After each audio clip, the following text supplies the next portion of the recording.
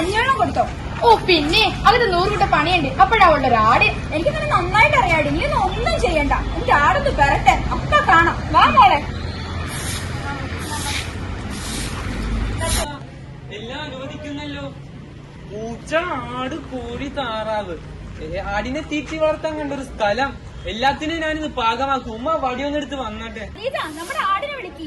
ഈ വീട്ടിലൊരു അവകാശം തെളിഞ്ഞു കഴിഞ്ഞു. നമുക്ക് പോകാം. എനിക്ക് ഈ വീട്ടിൽ വല്ല അവകാശം ഉണ്ടെന്ന് ഞാനൊന്ന് നോക്കട്ടെ. അനീഫിക്കാനെ പിള്ളേരെ കെട്ടിയോളെ ഞാൻ ഈ വീട്ടിൽ നിന്ന് കുടിയിറക്കും. അപ്പോ ഈ വീട്ടിൽ നിന്റെ ശബ്ദം കേട്ടുപോയിരുന്നു. നിന്റെ എഴുതി ഞാൻ തകർത്തോളെ. അപ്പോ ഹനീഫൈ മക്കൾ അവിടെ പോയി താമസിക്കോളാം.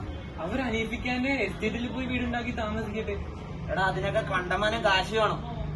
അനീഫിക്ക മഹാ അർട്ടീസ്, അങ്ങനെ കുറെ കാശുണ്ടെന്ന്. ഇത് പോടാ. വലിയ കാക്ക, ആരും അറിയണ്ട. ആനും പറഞ്ഞ വഴക്ക് പറയും. എനിക്ക് ഈ പണമായിട്ടൊന്നും തരണ്ട. എന്റെ ഖദീജക്ക് 2 കമ്മല് മതി. ഹനീഫ അറിയണ്ട, കൊച്ചിക്ക് അറിയണ്ട, ഉമ്മ അറിയണ്ട, അബു അറിയണ്ട. കമ്മല് വെള്ളിയുടെ അതോ പൊന്നിന്റെതോ? പൊന്നിന്റെ മതി.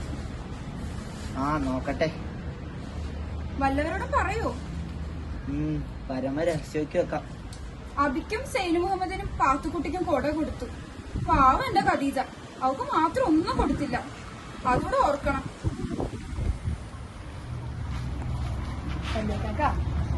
രൂപമായിട്ട് എനിക്ക് ഒന്നും തരണ്ട. പാത്രം മേടിച്ചെന്നാ മതി. അതിപ്പോ വേണ്ട. ഞങ്ങൾ മാറി താമസിക്കുമ്പോ മതി. ഈ വിവരം ഇത്താത്തയോട് പറയരുത്. ഇല്ല.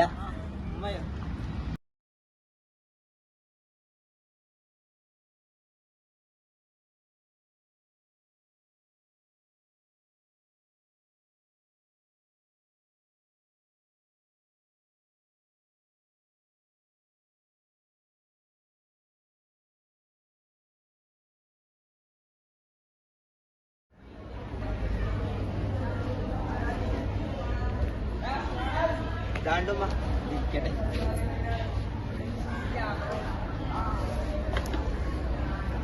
പിന്നെ എന്തുണ്ടതുമ്പോ വിശേഷങ്ങൾ? എനിക്ക് വയസ്സായി വെള്ളം എപ്പോഴാണ് മരിക്കുന്നതെന്ന് അറിയില്ല. അതിനു മുമ്പ് എനിക്കൊരു മോഹമുണ്ട്. അതെന്തുവാകുമ്പോ? ഒരു പെണ്ണ് കെട്ടിയിട്ട് എന്റെ കൂടെ ഒന്ന് താമസിക്കണം. സൗകര്യമായിട്ടൊന്ന് ഇരിക്കാന്ന് പറഞ്ഞാൽ അതിന് സമ്മതിക്കൂലേ? പാത്തുമ്മ, ആനുമ, ഓടി വന്നേ. ഒരു ചുമട്ടുകാരനെ വിളിച്ചോ. എന്താ ഉമ്മ ഇത്? ഉമ്മ ഇക്കാരുടെ കാശ് ഒലിച്ചു കാണും.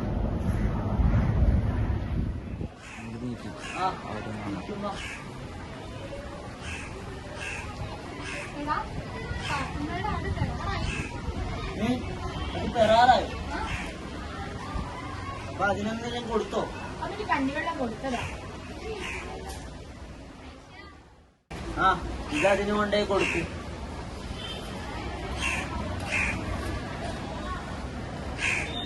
അപ്പൊ ആടേതാ? അതെന്റെ ആടാ. ഇത്താത്ത തന്നതാ. അപ്പൊ അതോ? അത് ഇത്താത്താന്റെ ആടാ.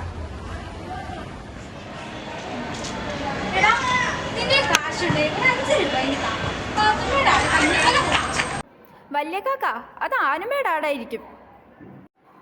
എന്റെ ആടല്ല, ഇത്താത്താന്റെ ആട് തന്നെയാ. മതിയടി മതി. വലിയ കാക്ക ഇരിക്കുന്നത് കണ്ടില്ലേ?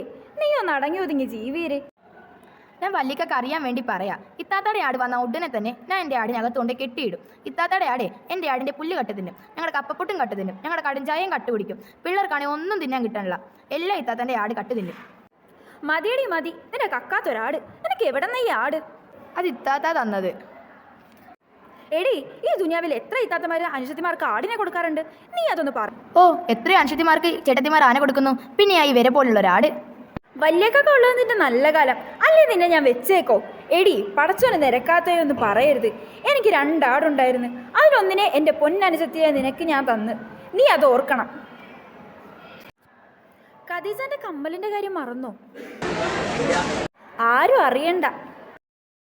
ഇക്കാക്ക രഹസ്യം പറയുന്നത് എന്താ? ഒന്നും പറഞ്ഞില്ലടി.